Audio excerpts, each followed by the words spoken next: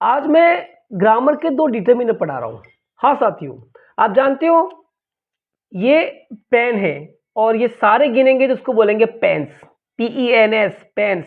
ये प्लूरल है और ये काउंटेबल है, मतलब एक से अधिक संख्या जब भी होती है तो वो प्लूरल होती है और उसको गिन सकते हैं 1 2 3 4 में, और ये कितने भी हैं।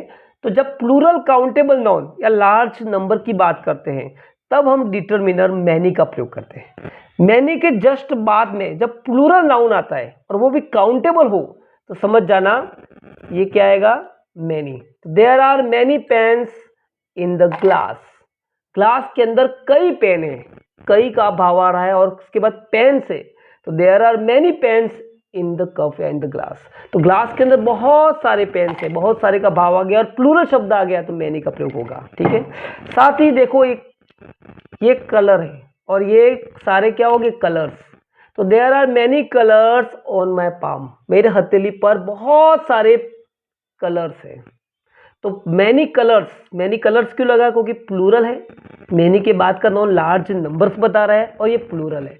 तो there are many pens on my palm. Many का मतलब बहुत सारे, इसको गिन सकते हैं। ये से इरेजर है, इरेजर्स नॉट इरेजर, इरेजर्स। तो there are many erasers in my finger. मेरी फिंगर्स में बहुत सारे इरेजर्स हैं। तो आप जान चुके हैं कि मैनी के बाद का जो नाउन आता है वो प्लूरल रहेगा, प्लूरल काउंटेबल। जैसे कि मैनी फ्रेंड्स, मैनी के बाद फ्रेंड्स प्लूरल है, उसको गिन सकते हैं। ठीक है ना। There are many books in my bag. मेरे बैग में कई किताबें हैं। He brought many chocolates. वो कई चॉकलेट लेके आया है। ठीक है ना। We have many instruments in the school. बहुत सारे इंस्ट्रूमेंट्स है।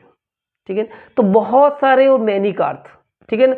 और उसके बाद का नाउन, ठीक, I have many cups as the same price, मतलब इसी प्राइस के बहुत सारे पेन्स है। तो मैनी का प्रयोग समझ में आ गया। इसके बाद का नाउन हमेशा प्लूरल होगा। Many pens, many colours, many books, many friends, ठीक है ना, मैनी चॉकलेट्स, ठीक है ना, मैनी कार्स, ठीक है ना। लेकिन एक और शब्द हो जिसके बारे में बात करते हैं, जैसे मैनी कप्स हो सकता है, लेकिन एक कप के अंदर मैंने चाय भरी है and I am taking it. ठीक है, तो इस चाय की मात्रा अगर ज्यादा है, और चाय को अंग्रेजी में बोलते हैं टी, और टी शब्द जो है वो कौन सा है, अनकाउंटेबल है।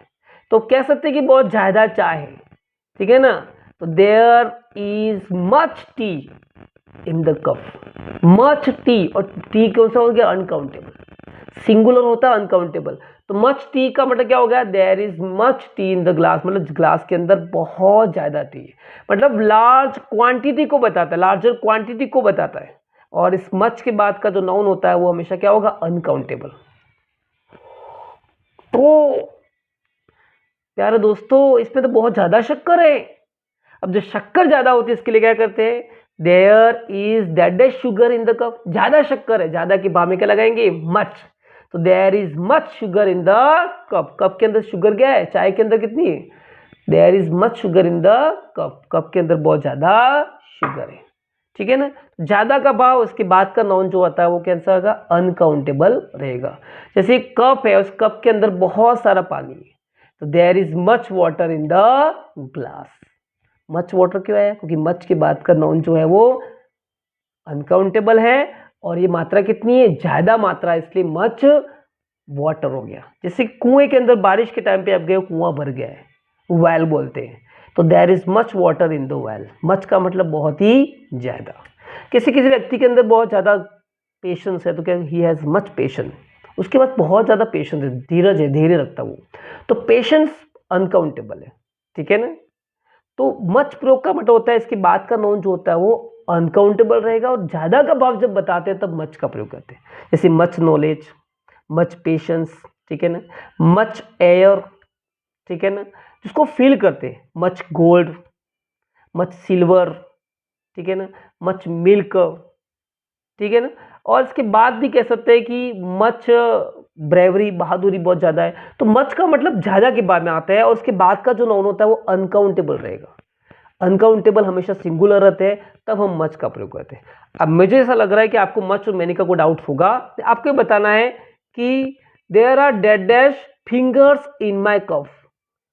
ठीक है ना, मैंने मोर देन वन फिंगर रखी है, तो there are dead dash fingers in the cuff, cuff के अंदर कई फिंगर्स है। अब इसके लिए मच लगाएंगे मेनी? Please comment.